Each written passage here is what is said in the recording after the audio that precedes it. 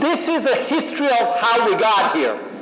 In 2010, I was in Florence, Italy as the head of engineering for GE Oil and Gas. I got a call. They wanted me to come back to Cincinnati.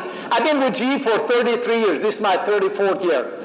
They wanted me to come back and create the new military and commercial engines for aircraft.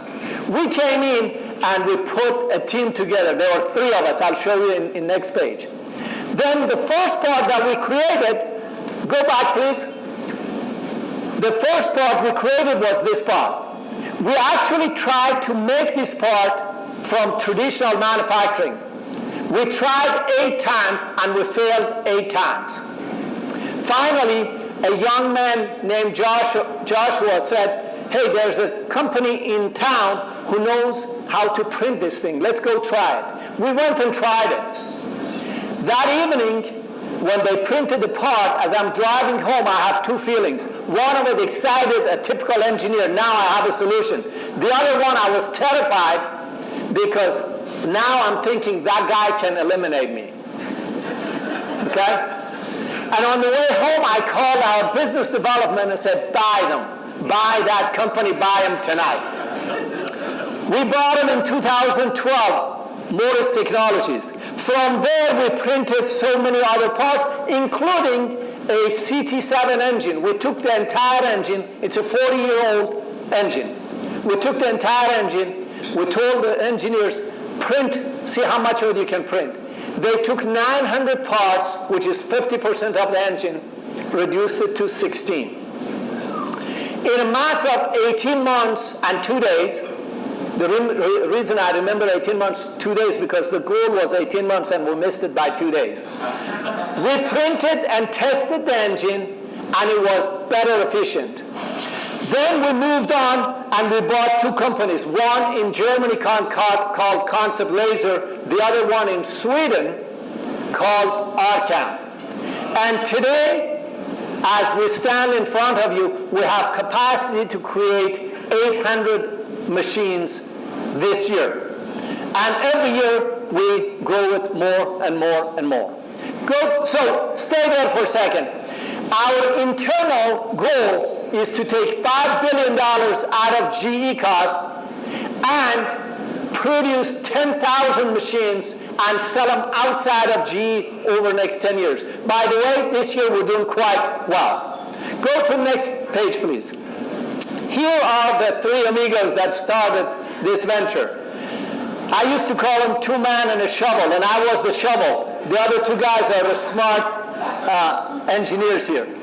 We started with 3 people. We are 3,000 engineers and supply chainers now.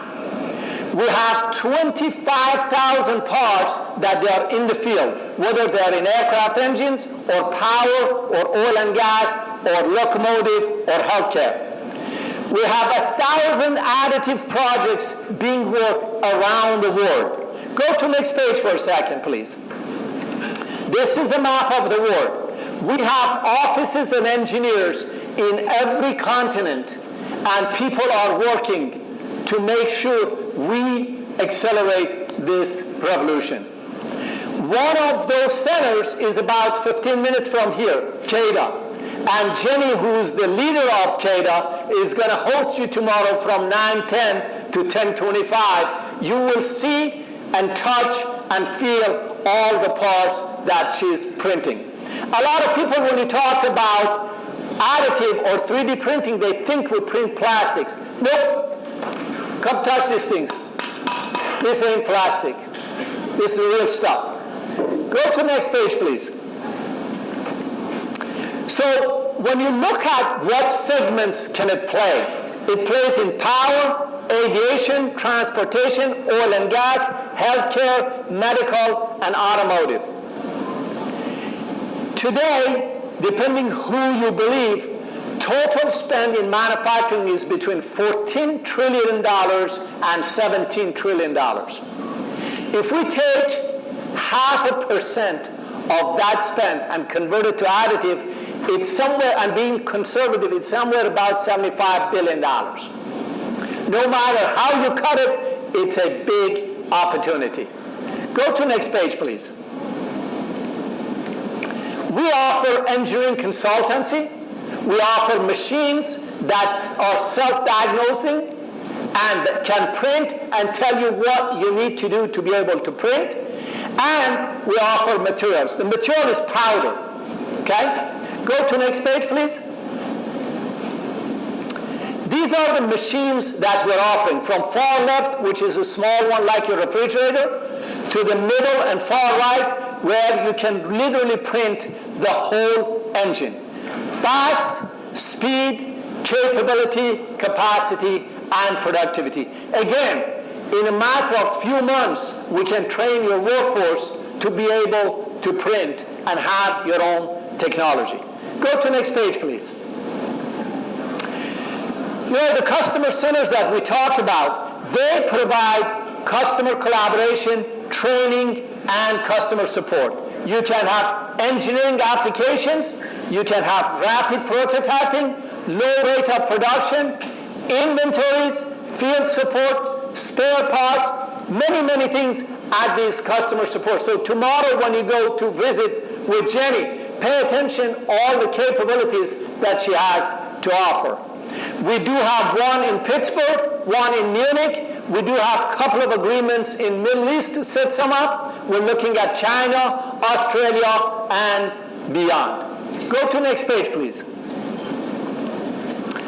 We have allocated $10 million to education. This year we gave 450 machines to global high schools, middle schools, elementary schools, children between ages of 8 and 16. We gave them a machine so they can print and get used to the printing machine the same way you and I got used to our iPhone, smartphone. We also gave 8 machines to colleges and universities so the university students get used to it. When they graduate, we can hire them and they can help us. We will continue this program for the next 4 to 5 years. I believe this is my last page. Go to next page, see what we got. Yep, it is my last page. I think I have a couple of minutes to answer questions, otherwise I'll get out of your way. If there are information you need, again, connect with any of the people in the back, and we would love to connect with you. Any place, anywhere in the world, we can deliver the technology, the training, and the cooperation to your constituencies. Any questions? Yes, sir. Excellent presentation. Thank you. Thank you.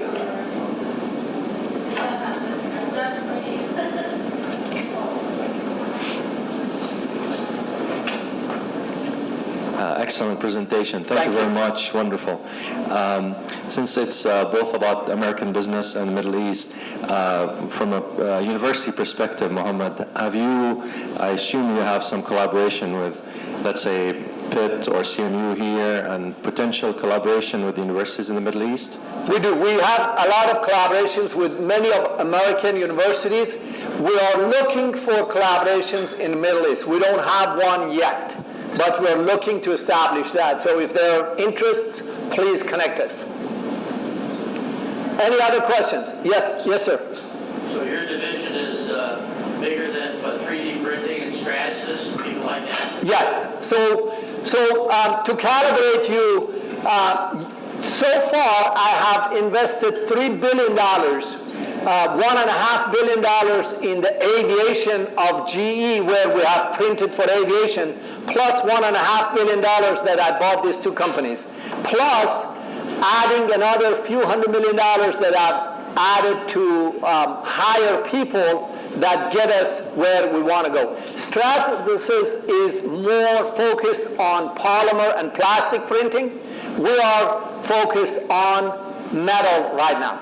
3D are they metal additives? 3D system is yes. Yes. So why don't they spin off your division? We just started. Call my boss, tell him that, would you? Not a good idea to buy GE stock.